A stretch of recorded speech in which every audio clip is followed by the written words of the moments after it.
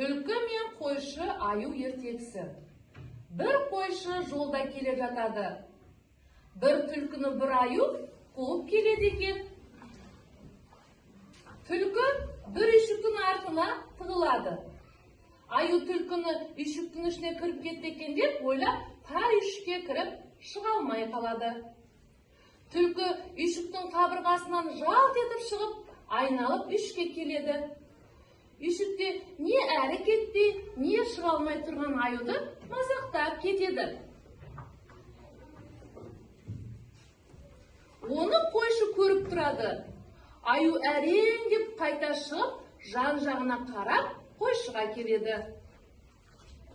Қойшы, сен не көрдің?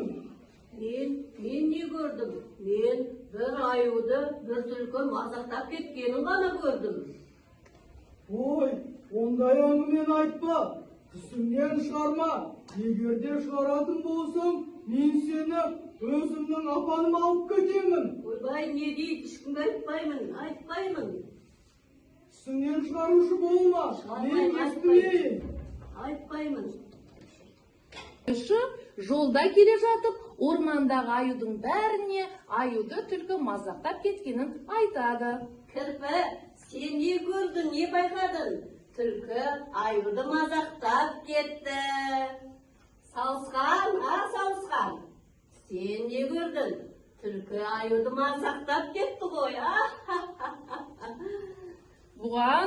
Бұны естіген аю ыза болып, қойшыға әбден ашуланады. Қойшы, сен айтпаймын дегенің қайда? Мен айтпадым. Мына орманның бәрі мені мазақ қып жатыр. Аңдар да, құстар да. Мен сені енді апаныма алып кетемін. Алып кетпеші, маған 3 күн рұқсат берші. Үйші мен, ағайын туысқандармен қоштасып келейін. Жарайды, 3 күннен кейін осы жерде мен сені өзімнің апаныма алып кетемін. Сен уәдемде тұрмадың. Уәдемде тұрмағаның үшін менің апаныма барасың. Қайдан ғана айда қалдым, мен бар ет. Мен не істесем екен, басыма тауып алдым. Ой, қойшы, неге жылап отырсың? Сені ренжіткен кім? Неге жыламаймын? Осы сенің де кесірің бар. Мен бар еді айтып, мазақ қылғанымды айтып едім. Соған бәле қалдым. Апаңды алып кетем дейді мені. Сенің деме қойшы. Аюдан құтылудың жолын мен білемін. Қандай Көмек жол? керек пе? Иә, қандай жол? Онда мені жақсылап тыңда. Сен ауылыңа барып, үлкен бір қап дайында. Иә. Мен осы жердің топалаңын шығарып жатам. Сонда аю сенен сұрайды, мынау кім деп. Сен айтасың, ол байдың баласы, әйелі аюдың жүрегіне жерік екен дейсің. Жарайды. Онда аю өзінен өзі қорқып, саған қай жерге тығылу керек, айтшы деп сұрауы мүмкін. Сонда сен қапты аузын ашып, кіргізіп, қапты байлап қоясың. Жарайды. Осы көмектескенім үшін сен не бересің маған? Не сұрайсың? Маған бір уыс алтын бересің. Берем. Жарайды. Жарайды. Уәдемде тұрамын. Екеуі осыған уәделеседі. Түлкі кетеді, келем деген күні аю да қойшыға келеді.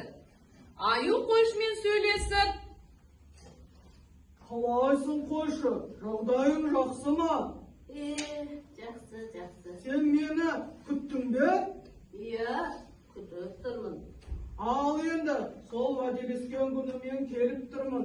Сені апаныма алып кетемін. Әйтпесе мына орманның барлығы мені мазақ қылып жатыр. Енді менің апаныма жүр, кетеміз.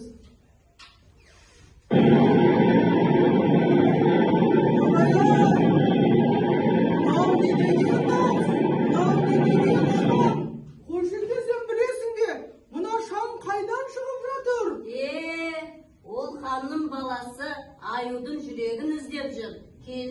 жерік екен жүректе, аюдың жүрегіне. Менің жүрегіме ме? Жоқ. Иә, аюдың жүрегіне. Қойшеке, не сұрасаң берейін. Мені тұға көр, мені ұстап алмасын. Жарайды, кел мұнда отыра ғой.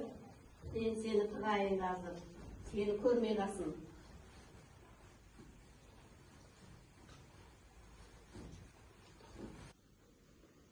Ой, қойшы, аюды ұстадық па?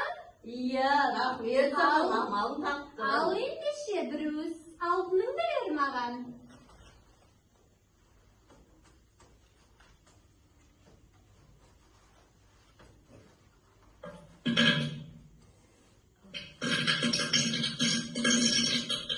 Мынау ненің дауысы қойшы?